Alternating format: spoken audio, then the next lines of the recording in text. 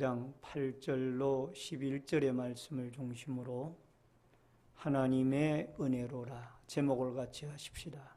하나님의 은혜로라. 우리가 성경 속에 나오는 여러 인물들 가운데 가장 활발하게 복음 사역에 활동을 했던 사도가 있다라면은 당연히 우리가 사도 바울을 손꼽을 수가 있습니다.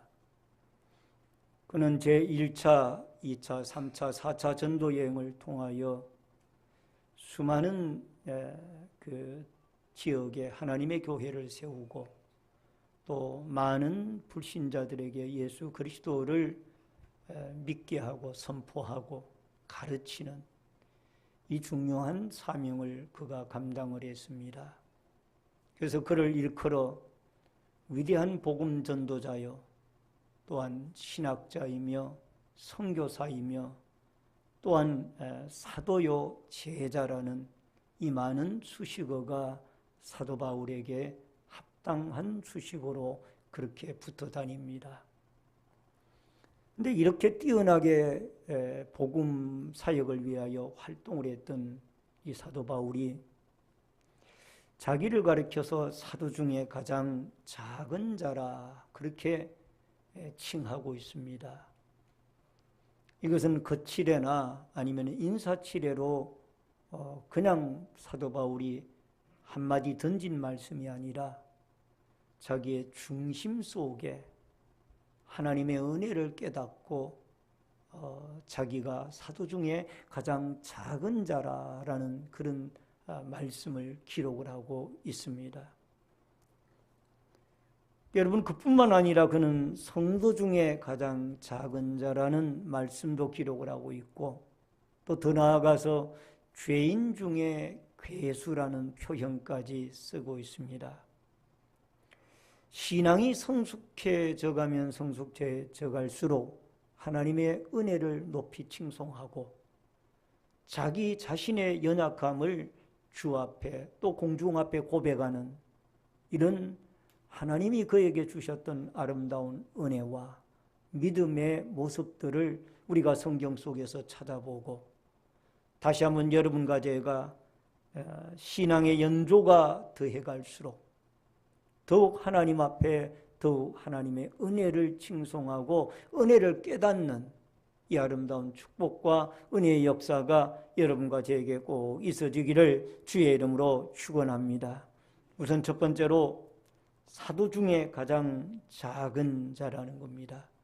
9절을 같이 읽겠습니다. 다 같이 읽습니다. 본문 9절. 나는 사도 중에 가장 작은 자라. 나는 하나님의 교회를 박해하였으므로 사도라 칭함받기를 감당하지 못할 자니라. 여러분, 그는 사도 중에 가장 작은 자라 그렇게 말씀을 하고 있습니다. 그가 사도 중에 가장 작은 자라고 하는 이유가 무엇일까요? 우선 오늘 본문에 나타난 내용으로는 그가 하나님의 교회를 박해하였으므로 라는 말씀이 나옵니다. 본문 9절에 보면은 하나님의 교회를 박해하였기 때문에 그는 사도 중에 가장 작은 자라는 겁니다. 물론 여기에 작은 자라는 이 표현이 남들보다가 키가 더 작다라는 그런 의미보다는 하나님의 교회를 박해하였고 또 예수님의 12사도 가운데 그는 가장 늦게 부르심을 받았습니다. 물론 그가 12사도 속에 들어가야 되느냐 아니면 들어가지 말아야 되느냐라는 이런 논란이 많습니다만은 어쨌든 간에 그가 만약에 12사도 속에 못 들어간다 할지라도 가장 늦게 부름을 받았다 그 말이에요. 여러분, 사도의 이 아포스톨로스라고 하는 사도의 자격 가운데 첫 번째 자격이 예수 그리스도를 육신적으로 만난 사람이어야 됩니다. 그런데 베드로나 야고보나 요한이나 다른 제자들은 예수님의 공생의 기간 동안 예수님과 함께 동고동락을 했다라는 거죠. 기적의 현장에 같이 있었고 또 고난의 현장에 그들이 같이 있었습니다. 그런데 이 사도 바울은 늦게 회심을 하고 부르심을 받았기 때문에 그의 사도권에 대하여 갈라디아에 가서 변증을 하고 있습니다마는 갈라디아서에 어쨌든 그가 언제 예수를 만났느냐 여기에 대해서 어떤 의심을 가진 사람들이 그 당시에 많았습니다. 근데 바울은 부활하신 주님을 만났다라는 거죠. 우리가 알다시피 고린도전서 15장은 부활장입니다. 부활하신 예수님을 수많은 사람들이 만났는데 약 부활하신 주님이 11번 부활체의 모습을 500여 형제들과 제자들에게 나타내셨는데 이 부활의 주님을 만난 사람 가운데 한 사람이 사도 바울이에요. 다메섹 도상에서 그가 그 다메섹에 살고 있는 많은 기독교도들을 체포하기 위하여 대제사장에서 영장을 발부받아 가지고 가다가 다메섹 도상에서 부활하신 주님의 음성을 듣고 또 그 주님을 만났습니다. 그래서 그가 사도가 되어진 거예요. 그래서 오늘 여기에 사도 중에 작은 자라는 의미는 두 가지 의미입니다. 하나는 늦게 부름을 받았다. 또 하나는 하나님의 교회를 성도들을 많이 박해하였다. 여러분 이러한 입장에서 우리가 생각해 볼 때에 박해자를 예수 그리스도의 사도로 합류시켜 주신 이 모든 것들이 하나님의 은혜라는 것. 여러분 놀라운 것은 10절에 보면은 하나님의 은혜란 말이 연거푸 3번이나 나옵니다. 10절을 여러분 같이 한번 읽어봅니다. 본문 10절 시작. 그러나 내가 나된 것은 하나님의 은혜로 된 것이니 내게 주신 그의 은혜가 헛되지 아니하여 내가 모든 사도보다 더 많이 수고하였으나 내가 한 것이 아니요 오직 나와 함께 하신 하나님의 은혜로라.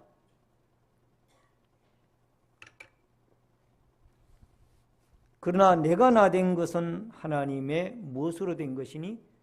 은혜로 된 것이니 내게 주신 그의 무엇이 헛되지 아니하여?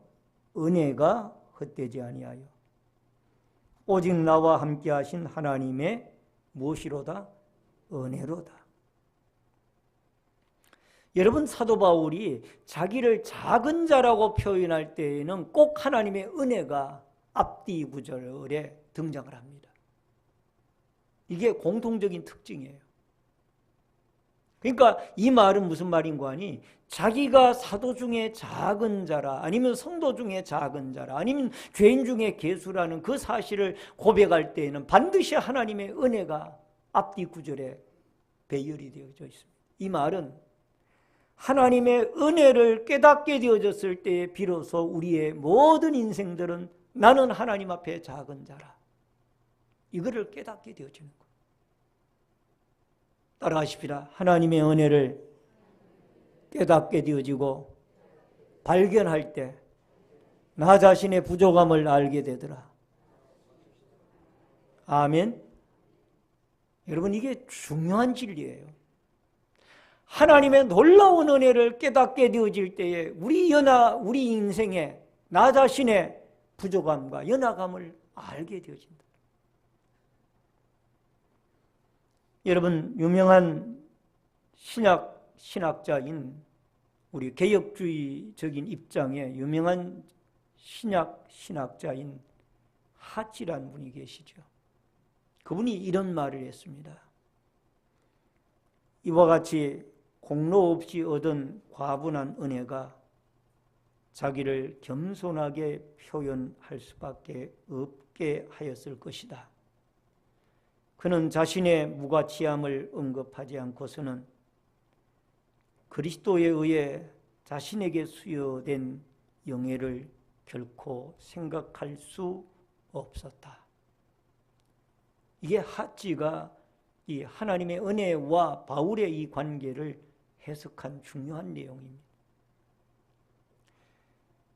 그러니까 공로 없이 얻은 과분한 직분이 사도라는 거예요.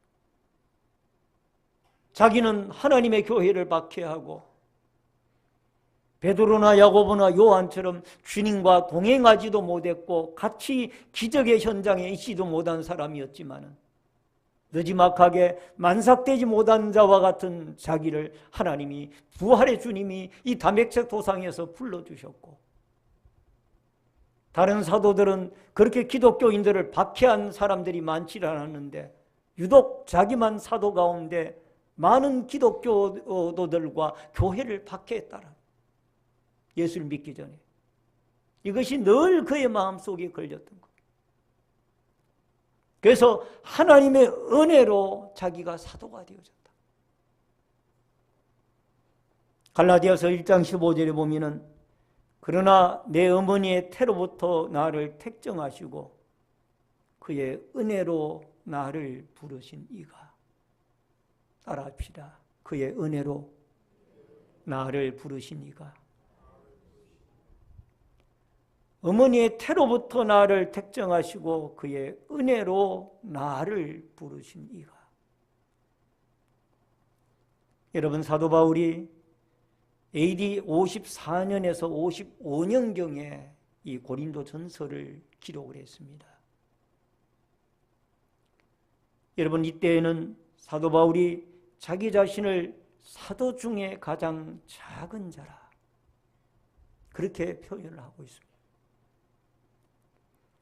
도저히 자기는 사도가 될 만한 자격이 없었고, 또 사도로 부름을 받기에는 너무나 많은 기독교인들을 박해하여 하나님의 교회를 박해하여 하나님 앞에, 그리스도 앞에, 또 교회 앞에 누를 많이 끼쳤던 사람인데, 이것이 늘 그 마음속에 있었기 때문에 내가 다른 사도들보다 더 많이 수고하였지만 내가 한 것이 아니라 하나님이 은혜로 나에게 그 일을 하게 하신 것이다. 오늘 10절 말씀을 보십시다. 본문 10절에 보니까, 중반절에 보니까 내가 모든 사도보다 더 많이 수고하였으나 내가 한 것이 아니요 오직 나와 함께 하신 하나님의 은혜로라. 따라하십시다. 더 많이 수고하였으나 내가 한 것이 아니요 오직 나와 함께 하신 하나님의 은혜로라. 우리는 일을 해놓고 그것을 남들이 알아주지 아니하면은 시험에 들기도 하고 섭섭해하기도 합니다. 물론 열심히 일하는 분에게 서로가 격려는 해야 되죠. 나 열심히 일한 것에 대하여 남들이 알아주지 아니했을 때에 섭섭해합니다. 나 바울은 그렇지 않았어요. 바울은 내가 열심히 일했지만은 나 같은 사람을 사도로 불러주신 그 하나님의 은혜를 생각하면은 나는 너무너무 황송하다. 내가 사도라고 칭함받기 자체가 너무나도 황송하다. 그리고 내가 일한 것이 아니라 나와 함께 하신 하나님의 은혜로 하나님이 일을 하신 거예요. 여러분, 우리가 일을 해나갈 때 이런 자세가 우리에게 필요하지 않을까요? 열심히 내가 일을 하지만은 그 일 자체가 내 힘으로 내 공로로 한 것이 아니라 하나님의 은혜로 한 것이라. 따라하십시다. 일하는 것이 하나님의 은혜로 한 것이라. 아멘. 내가 일한 그 치적을 드러낼 필요가 없는 거예요. 바울은 오히려 황송해한 거예요. 나 같은 사람을 하나님이 사도로 사용해 주신 것 자체가 너무너무 고맙다라는 거예요. 이것이 바로 하나님께서 우리에게 가져야 할 믿음과 마음의 자세가 아닌가 생각을 합니다. 오늘 사랑하는 성도님 여러분, 우리는 일을 안 할 때에는 시험에 들지도 아니하고 섭섭해하지도 않습니다. 나 일을 하면서 우리는 시험에 들고 일을 하면서 남이 나를 알아주지 아니한다고 그것 때문에 섭섭해하는 거예요. 나 하나님의 은혜를 그렇게 수많은 교회를 세우고 그렇게 수많은 기적들을 일으키고 수많은 사람들을 가르치고 주의 복음을 전하고 고난과 고통과 나중에는 순교의 제물까지 목숨까지 바쳤는데 바울은 하나님의 은혜를 찬양하는 거예요. 찬송가 310장에 보니까 하나님의 은혜로, 여러분 미국의 유명한 부흥사인 휘틀이라는 목사님이 이 찬송가를 작시를 했습니다. 하나님의 은혜로 일 쓸데없는 자 왜 구속하여 주는지 난 알 수 없도다. 내가 믿고 또 의지함은 내 모든 형편 아시는 주님, 늘 보호해 주실 것을 나는 확실히 아네. 따라하십시다. 하나님의 은혜로 이 쓸데없는 자 왜 구속하여 주는지 난 알 수 없도다. 여러분, 이 휘틀 목사님도 아마 바울이 깨달았던 이 하나님의 은혜를 깨달았기 때문에 이런 찬송가를 작시할 수 있었지 않을까 생각을 해봅니다.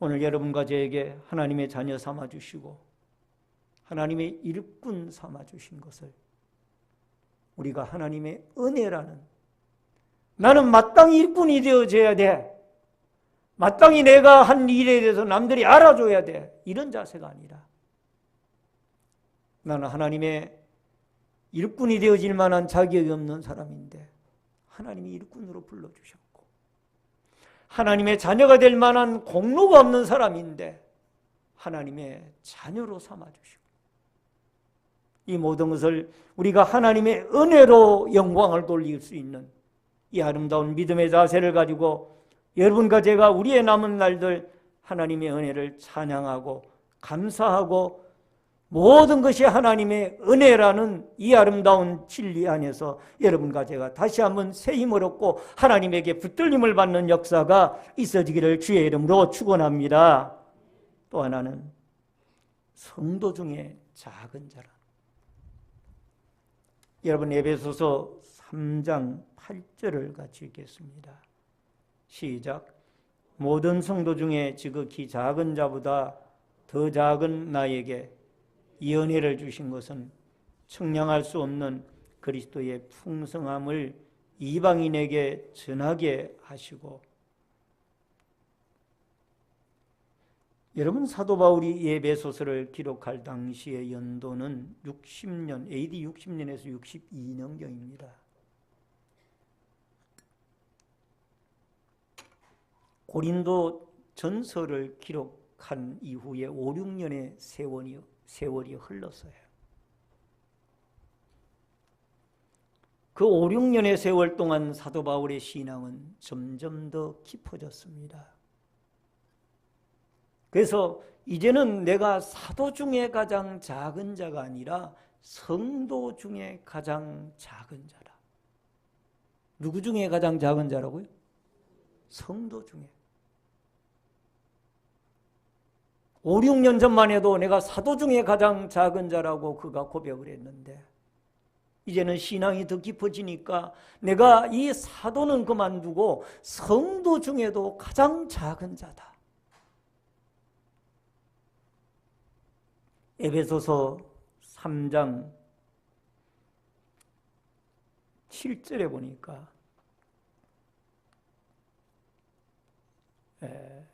이 복음을 위하여 그의 능력이 역사하시는 대로 내게 주신 하나님의 은혜의 선물을 따라 내가 일꾼이 되었노라. 따라하십시다. 내게 주신 하나님의 은혜의 선물을 따라 내가 일꾼이 되었노라. 여러분, 여기에 일꾼이 되어졌다라는 이 사실은 하나님의 은혜의 선물로 이루어졌다라는. 여러분, 갈라디아서 1장 16절에도 그의 아들을 이방에 전하기 위하여 그를 내 속에 나타내시기를 기뻐하셨을 때 내가 곧 혈육과 의논하지 아니하고, 즉 이방에 복음을 전하기 위하여 하나님이 그를 사도로 또는 일꾼으로 그렇게 불러주셨다는 거예요. 사도행전 9장 15절에 보니까 주께서 이르시되 가라, 이 사람은 내 이름을 이방인과 임금들과 이스라엘 자손들에게 전하기 위하여 택한 나의 그릇이라. 이방인에게 복음을 전하게 하기 위하여 그가 하나님의 은혜의 선물을 따라 일꾼이 되어졌기 때문에 이것을 생각을 해보니까 자기는 성도 중에 가장 작은 자라. 여러분, 사울 임금이라는 분이 계십니다. 이스라엘의 초대 임금이죠. 사무엘상 9장 21절에 보니까 사울이 대답하여 이르되 나는 이 이스라엘 지파의 가장 작은 지파 베냐민 사람이 아니니까, 또 나의 가족은 베냐민 지파 중에서 가장 미약하지 아니하니까 당신이 어찌하여 내게 이같이 말씀하시나이까 하니, 사무엘 선지자를 통하여 그에게 기름을 부으면서 당신이 이제 이스라엘의 임금이 되어질 겁니다. 그랬을 때에 이 사울이 임금이 되기 전에 태도는 무엇입니까? 우리의 지파는 이 12지파 가운데 가장 미약한 베냐민 지파의 사람이고, 또 베냐민 지파 중에도 우리의 집안은 가장 미약한 집안의 사람이 우리 집안이 아닙니까? 제가 어떻게 이스라엘의 왕이 될 수가 있겠습니까? 여러분, 이것은 우리에게 무엇을 말하는 거니? 사울 임금이 되어질 당시에는 너무너무 그가 겸손하고 또 겸손했습니다.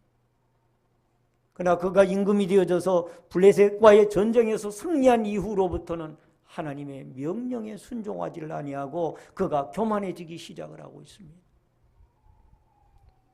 오늘 사랑하는 성도님 여러분, 오늘 사도 바울과 사울은 정반대의 입장으로 나아가고 있습니다.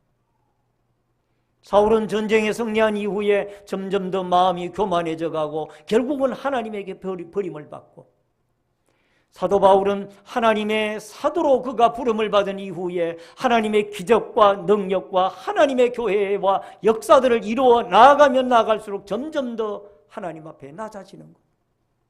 그러니까 하나님이 계속해서 그를 쓰는 거예요.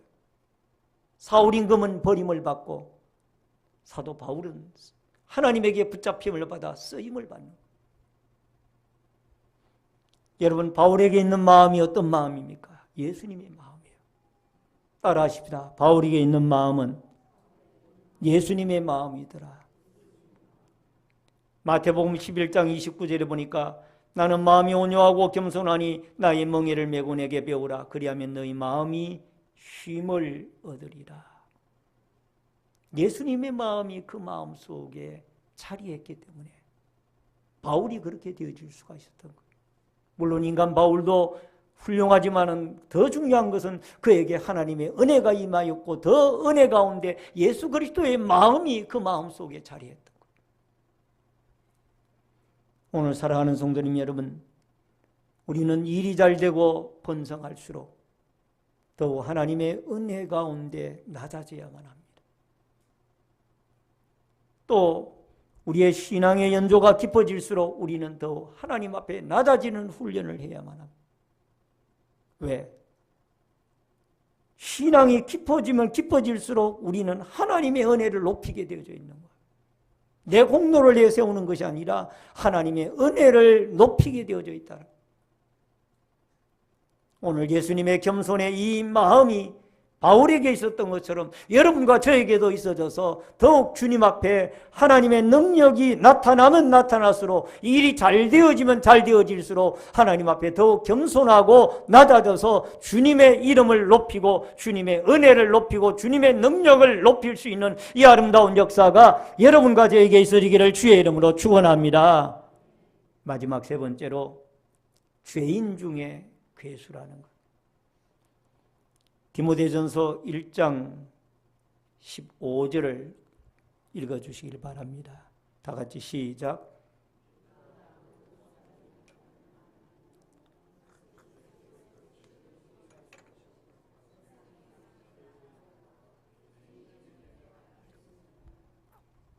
미쁘다 모든 사람이 받을 만한 이 말이요 그리스도 예수께서 죄인을 구원하시려고 세상에 임하셨다 하였도다. 죄인 중에 내가 괴수니라. 여러분, 여기에 죄인 중에 괴수라라는 이 말을 바울이 할 때에는 언젠가니 이 디모데전서가 기록되어진 시기는 AD 63년에서 65년경입니다. 적어도 2, 3년의 세월이 또 흐른 거예요. 이미 이때는 사도 바울이 순교를 5, 6년 정도 또는 4, 5년 정도 앞둔 시기였습니다. 신앙이 무르익을 대로 익어간 거예요. 깊어질 대로 깊어진 겁니다. 그가 신앙이 깊어지고 나니까 어떤 생각이 드는 거 아니? 나는 성도 중에 작은 자가 아니라 죄인 중에 우두머리라. 이 고백을 지금 하고 있는 거예요. 죄인 중에 우두머리라. 여기에 괴수라는 말을 직역을 하면은 가장 나쁜 사람이라는 그런 의미가 있습니다. 여러분, 그가 왜 이런 고백을 하게 되어졌는가 하니 디모데전서 1장 14절에 보면은 제가 서두에서 말씀드렸던 것처럼 그가 이런 고백을 할 때는 반드시 하나님의 은혜를 먼저 깨닫습니다. 먼저 언급을 해요. 1장 14절에 보면은 이런 말씀이 나옵니다. 같이 읽습니다. 우리 주의 은혜가 그리스도 예수 안에 있는 믿음과 사랑과 함께 넘치도록 풍성하였도다. 누구의 은혜가? 주의 은혜가. 따라하십시다. 우리 주의 은혜가 그리스도 예수 안에서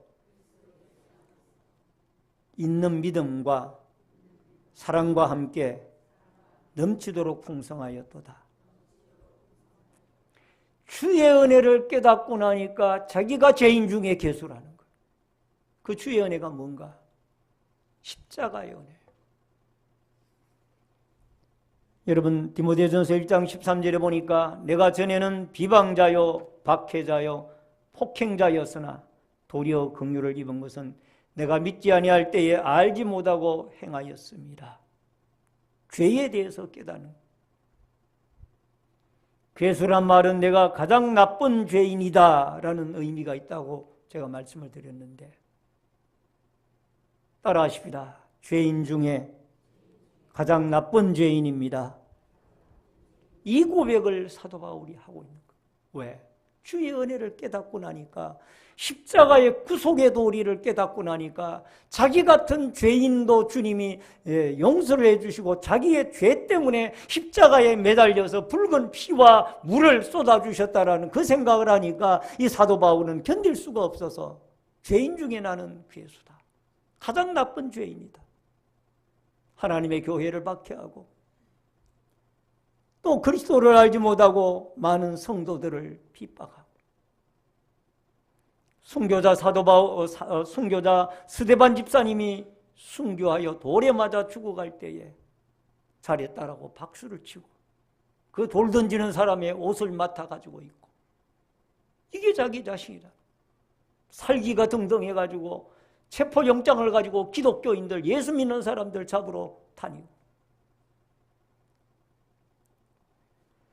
베드로전서 3장 18절에 보니까 그리스도께서 단번에 죄를 위하여 죽으사 의인으로 불의한 자를 대신하셨으니 이는 우리를 하나님 앞으로 인도하려 하심이라. 육체로는 죽임을 당하시고 영으로는 살리심을 받으셨으니. 따라하십시다. 그리스도께서 단번에 죄를 위하여 죽으사 의인으로 불의한 자를 대신하셨으니. 아멘. 베드로가 깨달은 진리예요. 바울이 깨달은 진리예요. 베드로도 이 진리를 깨달았고 바울도 이 진리를 깨달은 거예요. 불의한 자, 죄인을 위하여 예수 그리스도께서 십자가에 못 박혀 돌아가 죽으셨다라는 이 십자가의 구속의 도리가 늘 마음에 그를 짓누르고 있는 거예요. 은혜가 되는 거예요. 십자가의 구속의 도리만 생각을 하면 자기는 죄인 중에 가장 나쁜 죄인이라.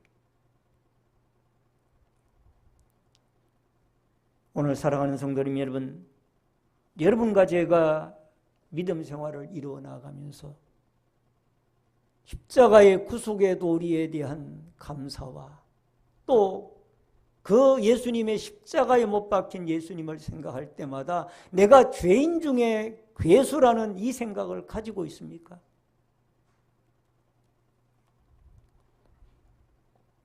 (2016년 8월 13일) 어제 일자 국민일보에 실린 내용입니다.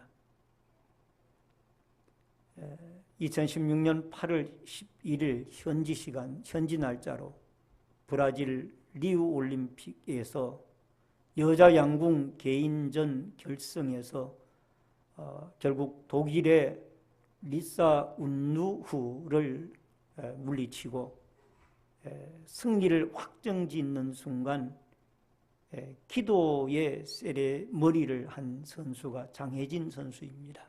바로 지금 보시는 이 선수죠. 여러분, 기독교가 내외적으로 조롱을 받고 있고 또 일부 타종교의 단체에서는 이미 올림픽이 열리기 전부터 기도의 세레머니를 자제해달라는 그런 요청을 관계자들에게 요청을 하고 있는 입장이었습니다. 그러나 이 장혜진 선수는 금메달이 확정되어지는 순간 제일 먼저 두 손을 모으고 하나님께 기도하는 모습을 이 카메라로 비추었고 또 온 전 세계의 사람들이, 우리 대한민국의 사람들이 볼 수 있도록 했습니다.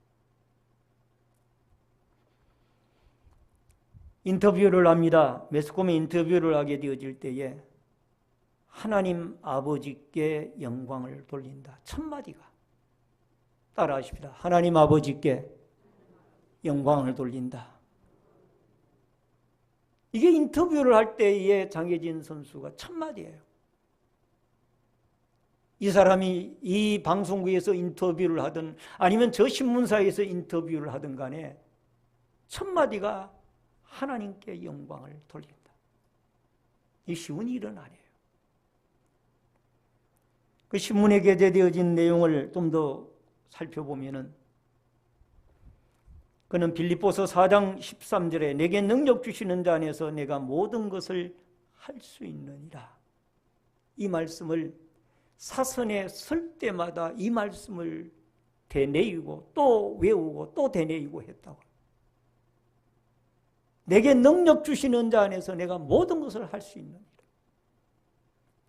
그리고 그는 리우로 떠나기 전에 자기의 페이스북에다가 요한일서 5장 4절의 말씀을 남기고 떠났다고 합니다. 무릇 하나님께로부터 난 자마다 세상을 이기느니라. 세상을 이기는 믿음은 이것이니 우리의 믿음이니라. 그는 용인 처인구의 산 위의 교회란 교회에 적을 두고 출석을 하고 있는 분이고 그의 아버지 어머니가 그 교회 집사님이십니다. 아마 그렇게 큰 교회는 아닌 걸로 알고 있습니다. 또 그를 지도하던 여러 선수촌의 목사님이나 이런 분들의 말씀을 빌리자면 이분은 늘 2012년 런던 올림픽에서 이 국내 올림픽 선발전에서 아깝게 3명까지 출전을 할 수 있는데 그가 4위를 했다고 합니다.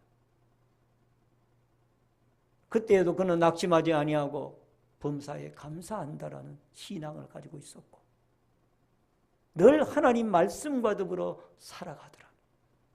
이게 주위에 그를 지켜보는 목사님들의 말씀입니다.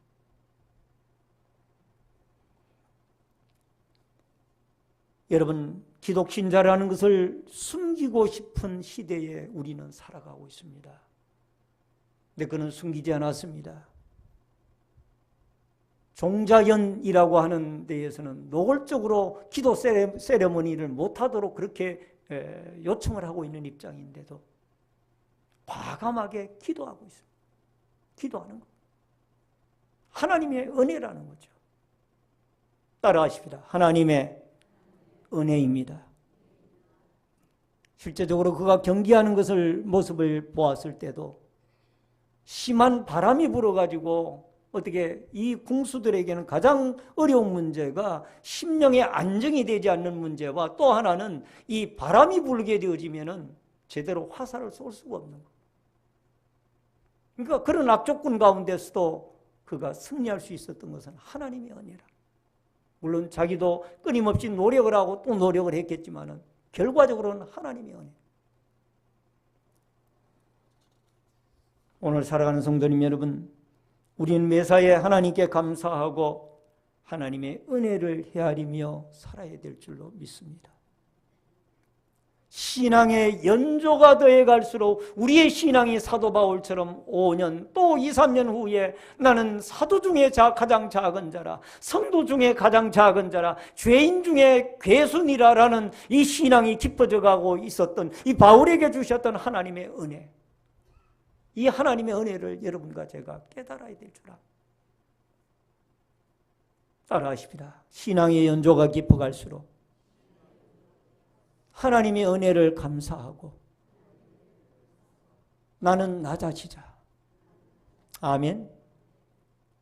나를 일꾼으로 세워주시고 나를 하나님의 교회의 직분자로 세워주신 그 하나님의 은혜에 여러분과 제가 감사하여 더욱 낮은 자세에서 섬길 수 있는, 하나님에게 영광을 돌리고 하나님의 은혜를 감사하며 헤아릴 수 있는 이 아름다운 바울에게 주셨던 은혜가 여러분과 저에게도 주어져서 우리가 열심히 일을 하고도 하나님 앞에 시험 드는 자가 아니라, 내가 땀을 흘리고 수고하고 일은 하지만은 이 모든 것이 하나님의 은혜요, 나는 죄인 중에 괴수입니다. 이 믿음의 자세를 가지고 여러분과 제가 우리의 남은 날들 하나님 앞에 더욱 충성하고 주님에게 버림받는 자가 아니라 주님의 오른손에 붙들림을 받은 자가 되어져서, 사울처럼 교만하여져서 주님에게 버림받는 자가 아니라 하나님 앞에 이 바울처럼 주님의 손에 붙들린 바가 되어져서 예수님의 겸손의 마음을 가지고 더욱 하나님의 나라와 복음을 위하여 아름답게 귀하게 끝까지 쓰임을 받는 믿음의 역사가 여러분과 저에게 있어지기를 주의 이름으로 축원합니다. 축원합니다. 다 같이 주여를 한번 외치고 통성으로 뜨겁게 같이 기도하겠습니다. 주여,